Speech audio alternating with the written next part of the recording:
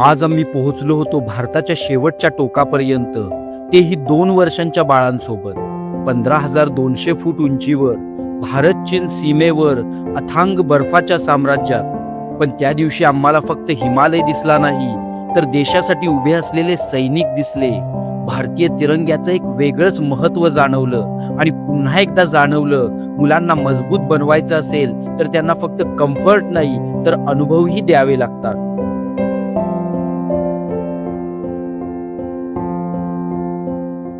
माधुरी लेकच्या त्या शांत सकाळी नेचर पॅरेंटिंगचा आणखी एक सुंदर अनुभव घेतल्यानंतर आम्ही पुन्हा हिमालय चढायला सुरुवात केली.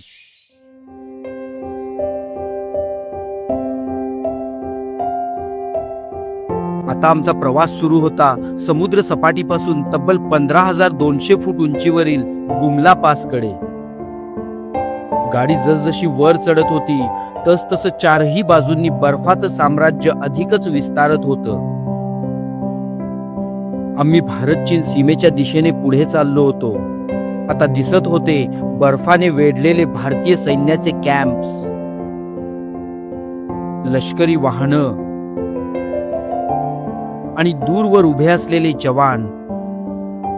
काही ठिकाणी बर्फात झाकलेले बंकर्स सीमेवरील संवेदनशीलतेची जाणीव करून देत होते. अशा रस्त्यावरून जाताना अरुणाचल प्रदेश खरंच किती संवेदनशील राज्य आहे आणि भारतासाठी हा भूभाग किती महत्वाचा आहे याची पुन्हा पुन्हा जाणीव होत होती.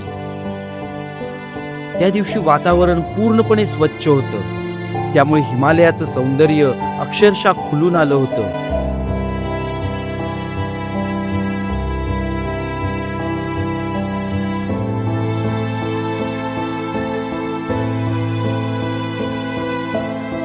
वाटेत बरेचसे तलाव होते, काही अर्धवट गोठलेले तर काही तलाव पूर्ण गोठलेले आणि सभोवताली शुभ्र बर्फाची चादर. ती विहंगम दृश्य पाहत आम्ही चाललो होतो. तोच रस्त्यात अचानक बर्फाच्या कुशीत विसावलेली एक सुंदर बौद्ध मॉनेस्ट्री दिसली. क्षणभर थांबावंसं वाटलं, पण आम्ही थांबलो नाही, कारण दुपारनंतर तर वातावरण खूपच धोकादायक होतं. त्यामुळे दुपारनंतर बुमला पासवर पर्यटकांना प्रवेश बंद होतो. म्हणून इथं थांबण्याचा मोह आवरून आम्ही पुढे निघालो.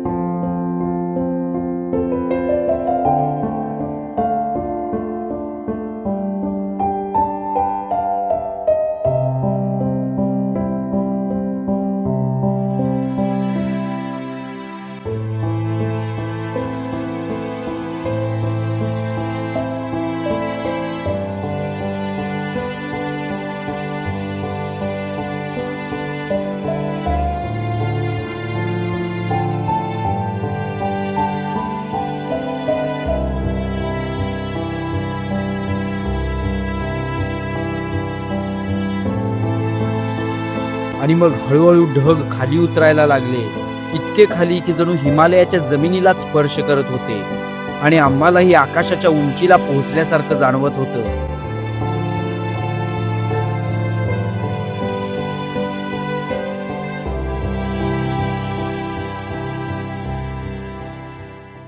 तोच दूरवर 2 इमारती दिसू लागल्या, भारतातर्फे एक आणि चीनतर्फे एक, आणि दूरवर दिमाखात फडकणारा भारताचा तिरंगा.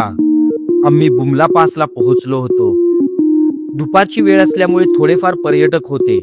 आम्ही गाडी पार्क करून इंडियन आर्मीच्या ऑफिसमध्ये आमची नोंदणी पूर्ण केली. इथं आधार कार्ड दाखवूनच मग पुढे सोडलं जातं. मग आम्ही चालत भारत चीन सीमेपर्यंत गेलो. सीमेवर फोटोग्राफीला परवानगी नव्हती, म्हणून तो क्षण आम्ही कॅमेऱ्यात कैद करू शकलो नाही, पण तो आयुष्यभर मनात राहील. तिथं भारतीय जवानांनी आम्हाला 1962च्या युद्धातील काही शौर्य कथा सांगितल्या. त्या ऐकताना नकळत अभिमानाने अंगावर शहारे आले.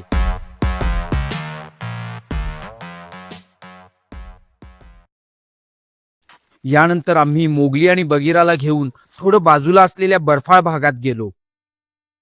त्यांना सांगितलं देश म्हणजे काय, सीमा म्हणजे काय आणि इथं सैनिक का उभे असतात?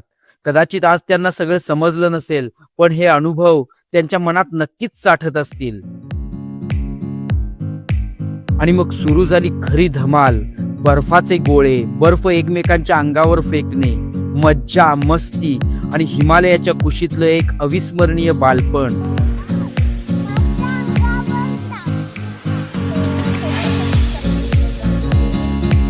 पाठीमागे भारताचा तिरंगा, दोन्ही देशांचे चिन्ह घेऊन प्रतिनिधित्व करणारी इमारत आणि दूरवर भारताची सीमा. आणि समोर बर्फात खेळणारी आमची दोन्ही मुलं. तो क्षण आयुष्यभर विसरणार नाही.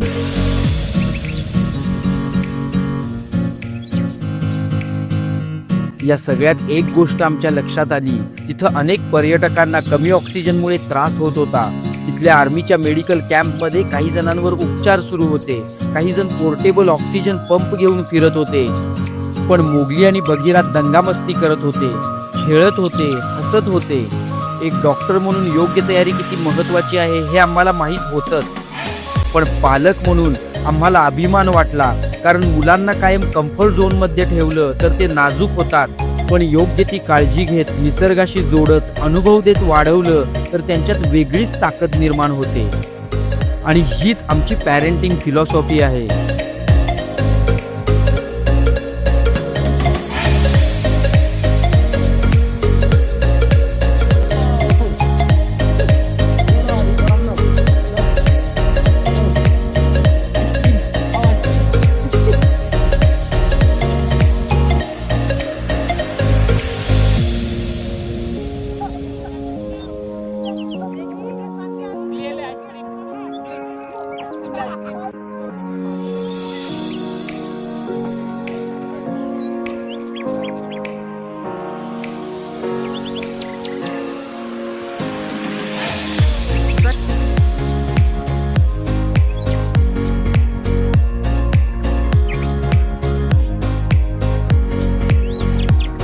चाइना बॉर्डर देख ली क्या?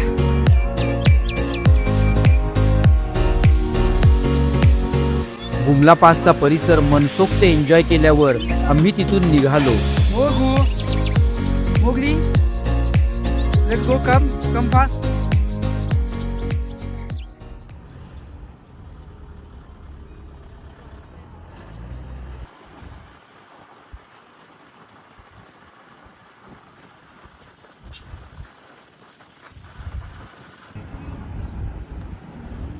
बुमला पासून परतताना वाटेत एक मिलिटरीचा कॅफे दिसला.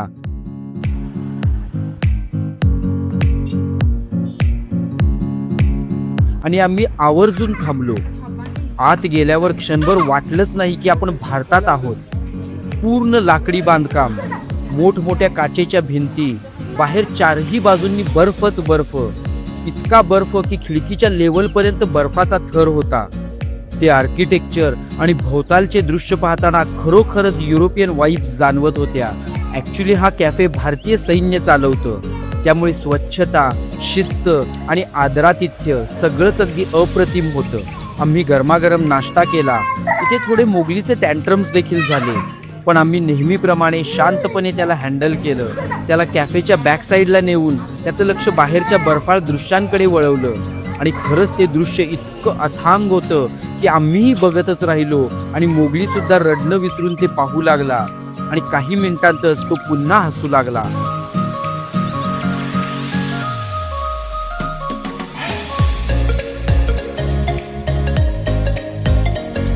मग आम्ही परतीच्या वाटेला लागलो.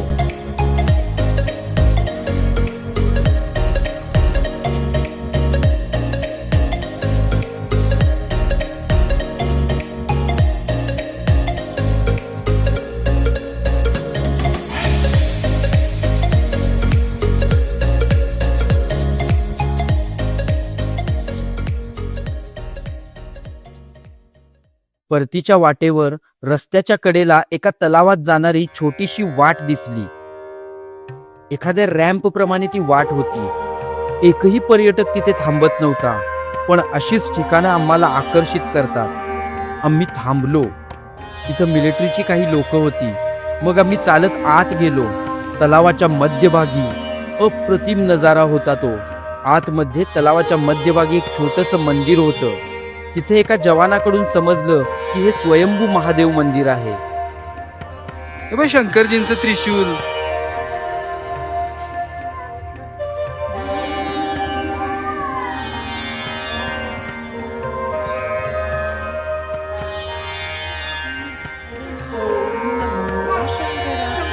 नमस्ते करा, नमस्ते करा. नमस्ते करा. ओ हा शंभो हर हर महादेव. नाही तेच शंकरजींचे त्रिशूल आहे ते देत नाहीत. नंदी कुठे आहेत पण नंदी महाराज. प्रत्यक्ष हिमालयातील स्वयंभू महादेव. त्या शांत तलावात इंडियन आर्मीच्या उपस्थितीत बर्फाच्छादित पर्वतरांगांच्या साक्षीने उभं असलेलं ते तलावातील मंदिर खरंच अविस्मरणीय होतं. अशा अनोळखी जागाच प्रवासाला खास बनवतात. आणि मुलांनाही आम्ही हेच शिकवत आहोत की गर्दीच्या मागे न धावता कधी कधी स्वतःची वाटही शोधा.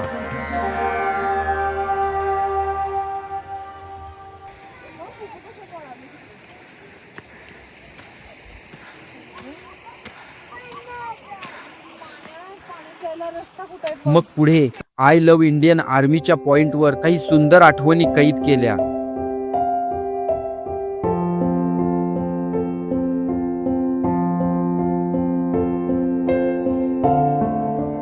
तोपर्यंत सकाळचं स्वच्छ वातावरण आता अचानक पूर्णपणे बदललं होतं.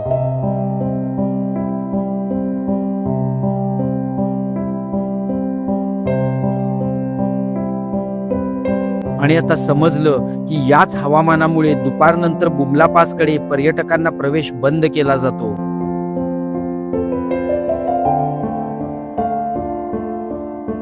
हिमालय पुन्हा धुक्यात हरवत होता आणि आम्ही अविस्मरणीय आठवणी घेऊन परत तवांगच्या होमस्टेकडे निघालो.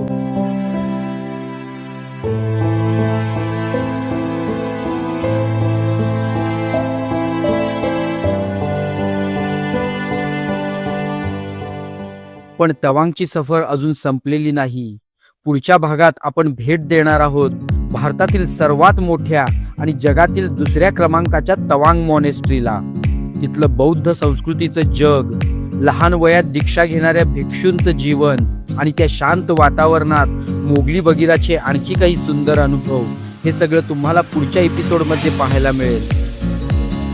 म्हणून व्हिडिओ आवडला असेल तर लाईक करा, कमेंट करून तुमचा अनुभव नक्की सांगा आणि अशा फॅमिली ट्रॅव्हल ॲडव्हेंचर्ससाठी चॅनल सबस्क्राईब करायला विसरू नका. भेटूया पुढच्या भागात तवांग मॉनेस्ट्रीच्या अद्भुत प्रवासात.